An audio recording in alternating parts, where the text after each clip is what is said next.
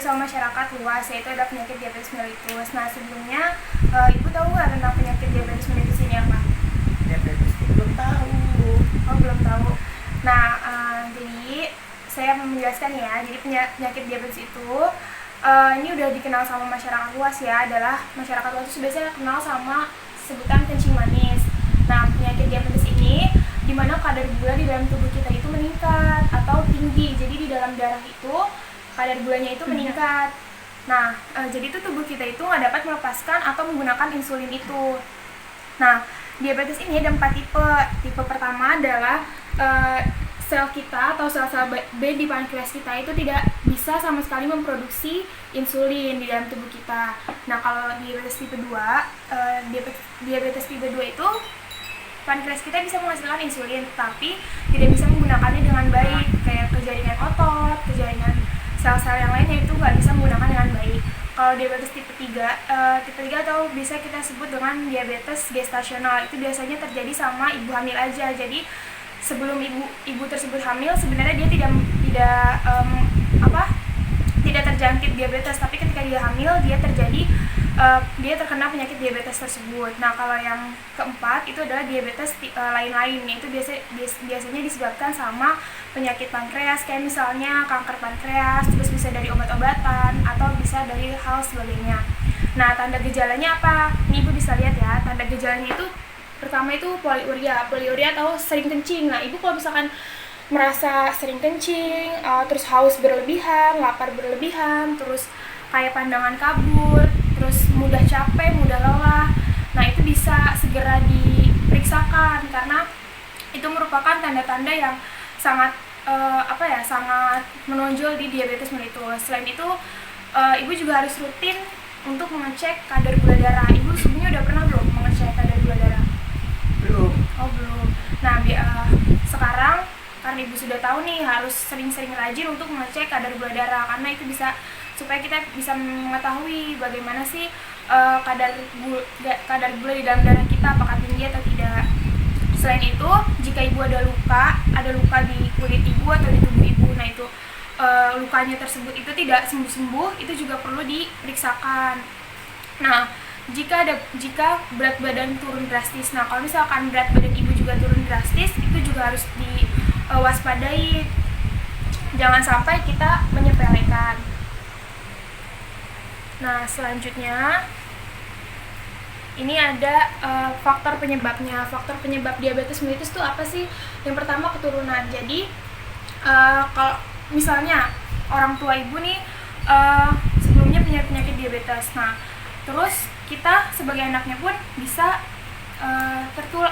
tertular dari keturunan itu. Jadi itu juga harus diwaspadai karena faktor keturunan itu lebih besar.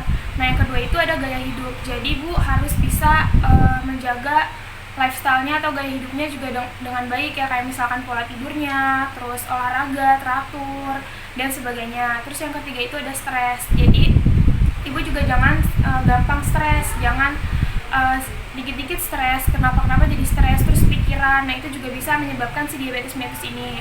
Nah, yang keempat itu pola makan. Pola makan ini sangat perlu banget diperhatikan, karena kalau misalkan kita makan yang manis-manis, itu kan faktor terjadi penyakit ini lebih besar kan. Secara kalau makanan manis itu pasti di dalam darah kita gulanya itu lebih tinggi. Jadi kita harus bisa memperseimbangkan antara makanan manis, makanan yang benar-benar tubuh kita itu butuhkan, seperti sayuran, gandum, itu kan lebih menyehatkan, buah-buahan seperti itu. Nah, komplikasinya apa aja? Komplikasinya yang pertama itu hipertensi. Jadi jika Ibu udah terkena diabetes, itu bisa menyebabkan hipertensi. Nah, yang kedua itu ke otak. Ke otak itu bisa menyebabkan stroke. Nah, selain ke otak, itu juga bisa ke jantung, seperti jantung koroner atau penyakit jantung yang lainnya. Terus bisa juga ke ginjal, kayak seperti gagal ginjal atau penyakit ginjal kronis. Terus ke saraf. Ke saraf itu kayak misalnya ada luka di kaki Ibu. Nah, itu saraf di kaki Ibu itu akan tidak bisa berfungsi dengan baik dan akhirnya bisa menyebabkan amputasi. Itu sangat sering terjadi di penyakit diabetes ini. Nah, yang terakhir itu ke mata. Ke mata itu bisa menyebabkan kebutaan ya. Yang tadi kan sudah saya jelasin tuh tanda gejalanya. Pertama pasti kita di mata itu bisa terlihat kabur pandangannya. Nah, kalau misalkan kita udah merasa tanda-tanda yang lainnya tadi itu ada polidipsia, terus makan terus, nah itu bisa harus diwaspadai. Terus penata laksanaannya, yang pertama itu ada diet diabetes. Jadi kita harus bisa menjaga pola makan kita yang tadi sudah saya jelaskan. Kayak misal kita atur-atur makanan kita, sebisa mungkin kita menjaga makanan-makanan yang manis. Jangan sampai makanan manis itu bisa menyebabkan tubuh kita ini terjadi diabetes mellitus. Nah yang kedua itu obat hipoglikemi atau penurun gula. Jadi bisa juga kita mengkonsumsi jika kita sudah terkena diabetes, terus sudah konsultasi ke dokter, itu kita bisa mengkonsumsi obat hipoglikemik, yaitu dengan oral anti diabetik. Itu kayak misalkan OAD dan insulin. Ibu tau kan insulin udah pasti udah terdengar sekali. Nah, terus yang ketiga itu ada olahraga. Jadi kita juga harus sering-sering olahraga. Olahraga itu karena bisa membuat sel-sel tubuh kita itu lebih aktif kembali. Nah, yang keempat itu penyuluhan kesehatan. Jadi seperti ini juga ibu harus bisa mengetahui informasi-informasi terkait dengan diabetes mellitus. Nah, yang kelima itu adalah cangkok pankreas. Jadi kalau udah dilakukan cangkok pankreas ini biasanya udah parah gitu pankreasnya. Terus 5 kunci sehat ala diabetes itu apa aja? Yang pertama diet sehat DM, terus olahraga, hindari stres, cek kadar gula darah secara rutin. Jadi ibu harus mengecek gula darah itu secara rutin, setiap bulan misalnya, atau 3 minggu sekali. Pokoknya harus secara rutin ya bu. Terus yang kelima itu menghindari terjadinya luka. Jangan sampai kalau misalkan ibu udah diagnosa terjadi diabetes, jangan sampai ibu bisa terjadi luka gitu, karena itu bisa memicu tadi komplikasi yang kena saraf, itu bisa nanti diamputasi atau sebagainya. Nah itu penjelasan tentang diabetes. Nah sejauh ini ada yang ingin ibu tanyakan tidak?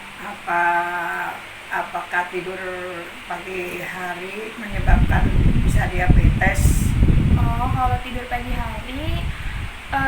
Jadi kita itu kan pola tidur setiap manusia itu kan waktunya udah tahu ya bu ya, kayak malam itu kan kita butuh tidur istirahat itu sekitar 6-7 jam kalau orang dewasa. Nah itu biasa kita tidur tuh dari jam 9 sampai jam 5 subuh mungkin, atau ada yang jam 10 sampai jam 4. Pokoknya sebisa mungkin kita pola tidur kita itu 6-7 jam.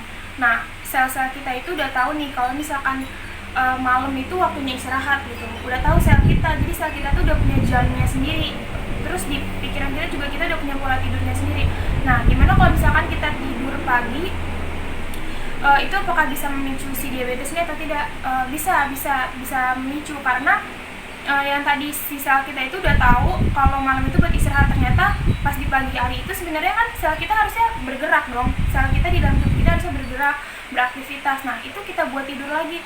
Akhirnya metabolisme di dalam tubuh kita itu terjadi perubahan. Nah, itu bisa menyebabkan si diabetes ini. Faktor-faktor buat menyebabkan si terjadi diabetes ini lebih besar lagi.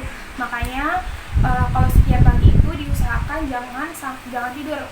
Pokoknya dari pagi sampai jam 5 sampai jam 10-an itu kalau bisa digunakan untuk beraktivitas seperti olahraga ataupun aktivitas yang lainnya. Jadi diusahakan untuk ibu ini istirahatnya juga cukup, makannya yang bagus. Jangan sampai, ibu kan udah tahu kan faktor-faktornya tadi itu apa aja yang bisa menyebabkan si diabetes mellitus ini. Seperti itu. Gimana bu? Apakah ada yang ingin ditanyakan lagi atau tidak? Apakah nasi panas bisa menyebabkan diabetes?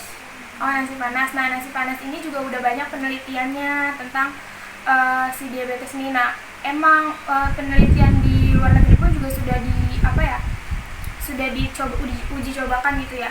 Nah, emang kenyataannya nasi dingin itu lebih baik daripada nasi panas. Cuma nggak selalu nasi dingin itu bagus nih buat si penderita diabetes. Diusahakan kalau bisa malah kayak gandum ataupun nasi merah itu lebih baik daripada nasi biasa gitu, nasi putih gitu. Nah, kalau emang mau makan nasi putih ya sebisa mungkin didinginin dulu gitu. Nah, itu tadi penjelasan tentang diabetes. Sejauh ini udah cukup atau belum? Apakah ada yang ingin ibu kurang mengerti dari penjelasan yang tadi? Udah cukup. Nah, kalau gitu saya terima kasih ibu sudah saya mengganggu waktu ibu. Kurang lebihnya mungkin mungkin nanti bisa ditanyakan jika emang kurang jelas ya. Saya sudahi. Terima kasih. Wassalamualaikum warahmatullahi wabarakatuh. Assalamualaikum warahmatullahi wabarakatuh.